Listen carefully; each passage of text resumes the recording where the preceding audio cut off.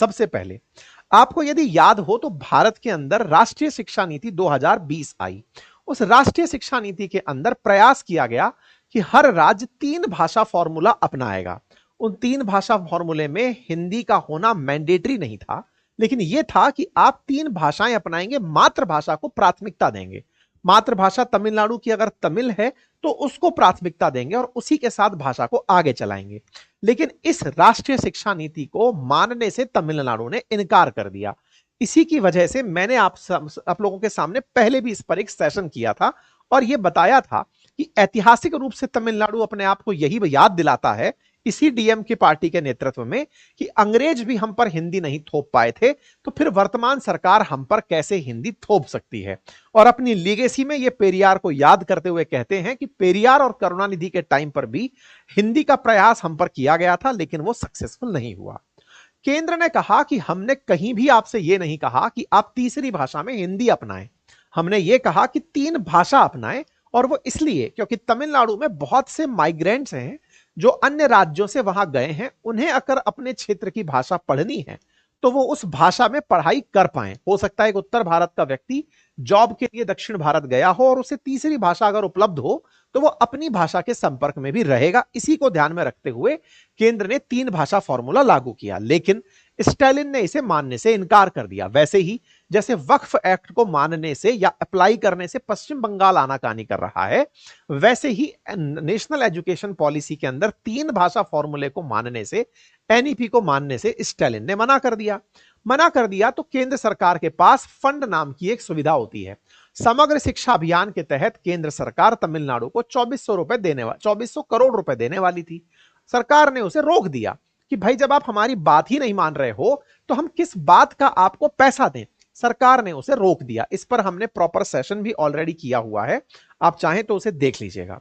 साहब, इस बारे को तमिलनाडु ने बहुत बढ़ चढ़ के उठाया कि हमारे यहां पर एजुकेशन के नाम पर जो पैसा मिल रहा था, केंद्र सरकार ने उसे रोक दिया। और रोकने का कारण नहीं बताया कि मैंने एजुकेशन पॉलिसी नहीं मानी, उसको उन्होंने प्रमोट ऐसे किया कि केंद्र सरकार हमसे हिंदी में काम करवाना चाहती है तो चलो अब हम हिंदी बदल देते हैं। यही हुआ। उन्होंने रुपए का जो साइन है उसमें जो आर शब्द लिखा है उस साइन को मानने से इनकार कर दिया और उसके स्थान पर तमिल भाषा में लिखा हुआ जो रुपए का निशान है उसको मानना शुरू कर दिया। इसी पर भी हमने आज से महीने भर पहले सेशन किया था और बताया था कि क्या कोई भारतीय राज्य रुपए का साइन बदल सकता है, और हमने आंसर दिया था कि राज्य अपने डॉक्यूमेंट्स में चाहे जैसे लिखे, लेकिन जो रुपए के नोट पर लिखा हुआ रुपया है वो नहीं बदला जा सकता, वो केंद्र द्वारा चलता है। लेकिन स्टालिन इस विवाद में केंद्र की बीजेपी को टारगेट करने के लिए पहले 3 भाषा फॉर्मूले में हिंदी का विरोध किए। हिंदी जहां जहां दिखी उस भाषा के अंदर रुपए पर भी अगर हिंदी दिखाई दी, जबकि उस रुपए के साइन को भी एक तमिल नागरिक नहीं बनाया था, लेकिन उसको इन्होंने खूब विरोध किया। चलिए, तीसरा पॉइंट क्या हुआ।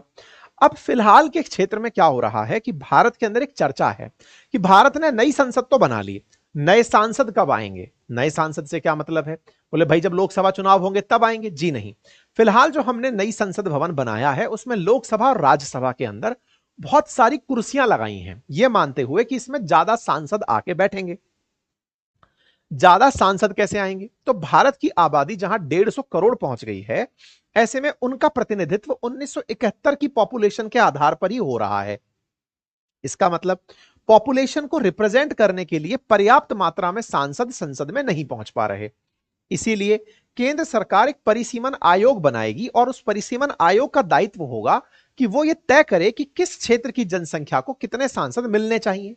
जितनी जनसंख्या उसको उतना प्रतिनिधित्व मिलना चाहिए। इस बात को तमिलनाडु ने यूं उठा दिया कि हमने तो जनसंख्या नियंत्रित रखी और उत्तर भारतीय राज्य जैसे कि बिहार, उत्तर प्रदेश, इन सब राज्यों ने जनसंख्या वृद्धि रखी। चूंकि जनसंख्या ज्यादा है तो सांसद ज्यादा मिलेंगे, और सांसद ज्यादा मिलेंगे, ऐसे में केंद्र के अंदर उनका प्रतिनिधित्व ज्यादा होगा। हम लोगों ने जनसंख्या ना बढ़ा करके गलती की। इस बात को लेकर के इन्होंने फिर से एक मूवमेंट छेड़ दिया। इस बात को गृह मंत्री से न्यूज चैनल पर पूछा भी गया। गृह मंत्री ने अपनी तरफ से कहा कि अभी तक ना तो परिसीमन आयोग बना है, ना उसकी सिफारिशें शुरू हुई हैं, ना कोई डेट अनाउंस हुई है, लेकिन इसकी चर्चा को केवल स्टालिन इसलिए कर रहे हैं ताकि वो उत्तर और दक्षिण की लड़ाई में खुद को दक्षिण का मसीहा बना सके। इसके साथ साथ केंद्र ने यह भी स्पष्ट किया कि ऐसा नहीं होने देंगे कि जो दक्षिण के राज्य हैं उनकी जनसंख्या को हम इस तरह से काउंट ना करें, केवल नंबर्स में नहीं, उनकी जो परसेंटेज है उसको हम वैल्यू देंगे।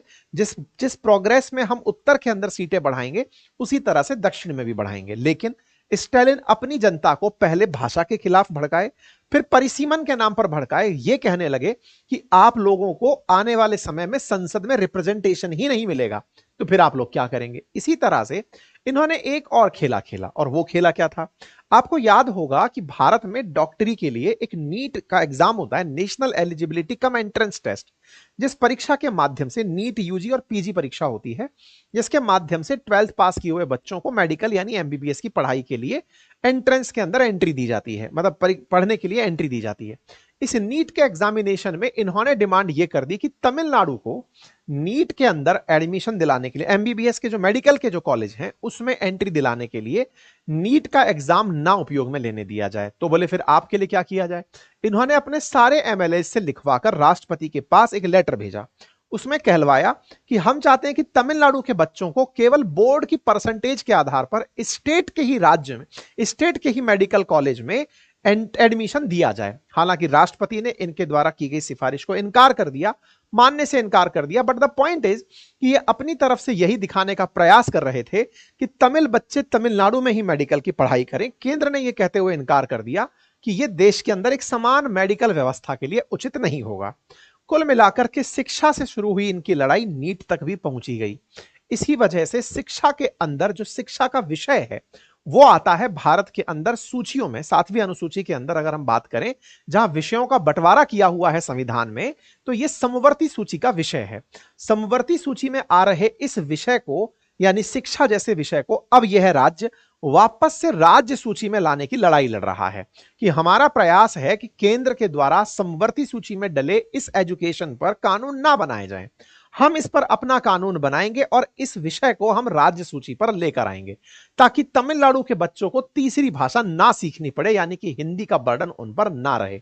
इस राजनीति में कुल मिलाकर स्टालिन अपनी छवि को इसलिए बड़ा करने लग रहे हैं ताकि वहां की जनता को लगे कि ये केंद्र से टकरा गए। टकराते टकराते अचानक इन्हें एक और चीज याद आई, और वो क्या था कि गवर्नर जो होता है वो गवर्नर अपने आप में केंद्र का ही तो प्रतिनिधि होता है, गवर्नर उस राज्य का नहीं होता है। ऐसे में यहां पर जो लगे हुए गवर्नर साहब थे, जो क्या कहते हैं, तमिलनाडु के अंदर जो लगे हुए गवर्नर साहब आर.एन. रवि, उन्होंने हाल ही में कुछ ऐसा काम किया जिससे कि स्टालिन को थोड़ी मदद मिल गई ये बताने में कि देखो केंद्र और राज्य के बीच सब कुछ ठीक नहीं चल रहा है। ऐसा क्या था साथियों, होता यह है कि राज्य सरकारें बिल्कुल वैसे ही जैसे संसद के 2 सदन हैं, लोकसभा राज्यसभा, और वो कोई बिल पास करें, राष्ट्रपति उन पर हस्ताक्षर करके उसे एक्ट बनाता है, ऐसे ही राज्य के अंदर राज्य विधानसभा कोई भी कानून यानी कोई भी बिल अगर पास करे और उस पर राज्यपाल हस्ताक्षर कर दे तो वो कानून बन जाता है। लेकिन अगर राज्यपाल को ऐसा लगे कि नहीं ये कानून बनने लायक नहीं है तो वो उन बिलों को वापस लौटा सकता है। प्रोविजन ध्यान से सुनिएगा और विवाद भी यहीं से समझ में आ जाएगा। राज्यपाल के पास एक और पावर भी होती है और वो ये कि राज्य विधानसभा द्वारा पास किए गए बिल को राज्यपाल सीधा राष्ट्रपति के पास भी भेज सकता है, सो दैट राष्ट्रपति अपनी तरफ से उन्हें अपनी इजाजत में रखना चाहे तो रखे, अदरवाइज उन्हें रद्द कर दे। तो इसका मतलब 3 तरह के ऑप्शंस यहां निकल कर आए। पहला, राज्यपाल उन बिलों को वापस लौटा दे। दूसरा, राज्यपाल साइन करके उन्हें एक्ट बना दे। तीसरा, राज्यपाल उन्हें राष्ट्रपति के पास भेज दे। जो आर.एन. रवि नाम से यहां के राज्यपाल हैं, इन्होंने क्या किया, इन्होंने लगभग 12 बिल इनके पास आए थे साइन होने के लिए। उन 12 बिलों में से इन्होंने 2 बिल तो राष्ट्रपति के पास भेज दिए और 10 बिल इन्होंने वापस विधानसभा को लौटा दिए। अब संविधान का नियम अनुच्छेद 200 के तहत यह कहता है कि राज्यपाल के पास यह विवेकाधीन शक्ति नहीं है, उसे राज्य की विधानसभा द्वारा या फिर जो काउंसिल ऑफ मिनिस्टर है उसकी सलाह पर ही काम करना होता है। ऐसे में राज्यपाल द्वारा जो बिल लौटाए गए, अगर विधानसभा उन बिलों को वापस पास करके वापस से राज्यपाल के पास भेजे तो राज्यपाल की यह मोरल ऑब्लिगेशन है कि वो उन बिलों को पास करके मानेगा, यानी कि उन्हें वो एक्ट बनाएगा। M.K. स्टालिन ने यही किया। जो विधानसभा विधानसभा को लौटाए गए 10 बिल थे, स्टालिन ने उन्हें दोबारा पास किया और इनके पास पहुंचा दिया।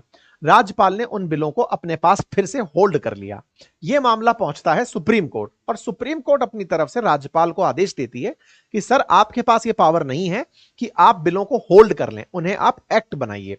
तो राज्यपाल को वो चीज पास करनी पड़ी। तो इससे स्टालिन अपनी तरफ से यह कहने में कामयाब हुए कि देखो, मैं कह ही रहा था कि केंद्र के प्रतिनिधि भी हमारी राज्य सरकारों को चलने नहीं देते, इसीलिए आवश्यक है कि हम राज्य केंद्र से अलग ही हो जाएं। इन्हीं को ध्यान में रखते हुए तमिलनाडु लगातार अपने आप को एक अलग तरह का राज्य या ऑटोनोमस स्टेट बनाने की कवायद में लगा हुआ है। चाहे फिर वो विषयों को कंकरेंट लिस्ट से स्टेट लिस्ट में लाने की बात हो, या राज्यपाल की शक्ति से बाहर जाने की बात हो, या फिर फाइनेंसेस के विषय पर 1 रुपए में से 29 पैसा ही प्राप्त करने से दुखी हो। इन चीजों की वजह से स्टालिन इस तरह के प्रयास कर रहे हैं। लेकिन सेंटर में इनके यानी कि कोर में इन सब के क्या है, तो आंसर है 2026 के इलेक्शन। अब एक यहां पर बड़ा प्रश्न खड़ा होता है और बड़ा प्रश्न यह है कि राजनीति क्या इस हद तक चली जाएगी कि राज्य अपनी राजनीति बचाने के लिए देश का विभाजन तक पसंद कर लेंगे या संसद द्वारा पारित कानूनों का उल्लंघन करने लगेंगे। तो पहले तो कानून की ताकत जान लीजिए। संविधान कहता है कि भारत का जो संघ है यानी India, that is Bharat, is a union of state, it is a indestructible union of destructible state, यानी कि अविभाज्य संघ है विभाज्य राज्यों का। राज्य टूट सकते हैं टुकड़ों में लेकिन संघ नहीं टूट सकता। अर्थात तमिलनाडु सरकार के द्वारा किया गया ये जो कृत्य है ये केवल राजनीति से प्रेरित है, इसके अंदर कोई संभावनाएं नहीं है। अगर ऐसा होता हुआ प्रयास पाया भी गया तो केंद्र अपनी तरफ से राष्ट्रपति शासन लगाकर उस राज्य को कंप्लीट अपने कंट्रोल में ले सकती है, और अगर स्थिति बिगड़े तो पर्टिकुलर उन क्षेत्रों में मार्शल लॉ या पर्टिकुलर स्टेट इमरजेंसी लगाकर उसे कंट्रोल में ला सकती है। यही कारण है कि जब अंबेडकर साहब ने संविधान बनाया उस समय यह तय किया था कि विषयों का बंटवारा इस तरह से हो कि केंद्र के पास कुछ ऐसे विषय हो कि राज्य उससे निकलकर बाहर ना जा पाए, और बाहर ना जा पाए इसी वजह से राज्य के पास कभी सेना का अधिकार नहीं दिया गया, केंद्र को ही सेना का अधिकार दिया गया ताकि वो ऐसी परिस्थितियों से निपट सके। वहीं दूसरी ओर जब कोऑपरेटिव फेडरलिज्म की बात होती है यानी कि राज्य सब मिलकर के केंद्र को एक साथ मिलकर चलाएं, यानी कि कोऑपरेटिव सहयोगी तरीके से संघवाद चले, तो उस समय पर कई बार यह सवाल खड़ा होता है कि केंद्र अपने प्रतिनिधि जब राज्य में गवर्नर बना के भेजें तो उन राज्यों को भी राज्य सूची पर स्वायत्त तरीके से काम करने दें, उनके साथ भी उनका स्टेट और उनका फ्यूचर डिसाइड करने का अवसर दें। तो केंद्र को भी चाहिए कि राज्य सूची के विषयों पर ज्यादा इंटरफेरेंस ना करे, वहीं दूसरी ओर राज्यों को भी चाहिए कि अपने राज्य की राजनीति के लिए देश को विभाजन जैसे खतरे की तरफ ना मोड़े। अब एक इंटरेस्टिंग जानकारी और जान लीजिए। अभी वक्फ के अंदर चर्चा चल ही रही थी, इसी बीच में तमिलनाडु के अंदर 150 परिवारों को एक वक्फ बोर्ड का नोटिस मिलता है जिसमें कहा जाता है कि आप वक्फ की जमीन पर निवास कर रहे हैं, ये लोग 4-5 पीढ़ियों से यहां रह रहे हैं। ऐसे में राज्य सरकार के द्वारा इन 4-5 पीढ़ियों से रह रहे लोगों को, जो हिंदू हैं, उन्हें किसी भी प्रकार की राहत की खबर सुर्खियों में नहीं बनी है। खैर, फिलहाल इस सभी मामले के अंदर केवल एक ही सार है और वो ये कि तमिलनाडु का जो ये प्रयास राजनीति से प्रेरित है, इससे बचने के लिए सुप्रीम कोर्ट को भी कुछ संज्ञान लेने चाहिए ताकि राज्य इस तरह की घटनाओं की पुनरावृत्ति ना करें। बाकी आप इस विषय पर क्या सोचते हैं, अपनी राय जरूर कमेंट बॉक्स में रखें। जानकारी पसंद आई हो तो साथियों से अवश्य साझा करें। चैनल पर नए हैं तो चैनल को सब्सक्राइब कर लें, लेकिन हां, कमेंट बॉक्स में अपनी राय जरूर रखिएगा। क्या आपको तमिलनाडु के द्वारा किया गया ये जो प्रयास है ये उचित लगता है, और अगर अनुचित लगता है, दोनों ही पक्ष, अगर उचित लगता है तो तथ्य बताइएगा कि आपको केंद्र की कौन सी बात बेकार लगती है, या फिर अगर आपको अनुचित लगता है तो यह बताइएगा कि किस तरह से इसे रोका जा सकता है। कमेंट बॉक्स में अपनी राय सेशन पूर्ण होने के बाद अवश्य रखें। फिलहाल के लिए इतना ही, बहुत बहुत धन्यवाद। साथियों, बाकी हमारा एक बहुत ही बेहतरीन सेशन हमने किया हुआ है, उसका लिंक भी कमेंट बॉक्स में है, जिसमें सेशन यह है कि चीन और भारत दोनों एक साथ आजाद हुए, फिर भी आज चीन भारत से 5 गुना बड़ी अर्थव्यवस्था कैसे बना, उसका विश्लेषण और शिक्षा का महत्व अवश्य जानिए उस वीडियो से जिसका लिंक कमेंट बॉक्स में है। साथ ही साथ अपनी पाठशाला एप्लीकेशन पर हमारे कोर्सेज उपलब्ध हैं, उन्हें आप एक्सेस कर सकते हैं, और म्यूचुअल फंड और स्टॉक मार्केट के कोर्सेज बातें बाजार की एप्लीकेशन पर उपलब्ध हैं, उन्हें भी आप एक्सेस कर सकते हैं साल भर की वैलिडिटी के साथ, बहुत ही नॉमिनल प्राइसेस में। थैंक यू सो मच, अपना ख्याल रखें।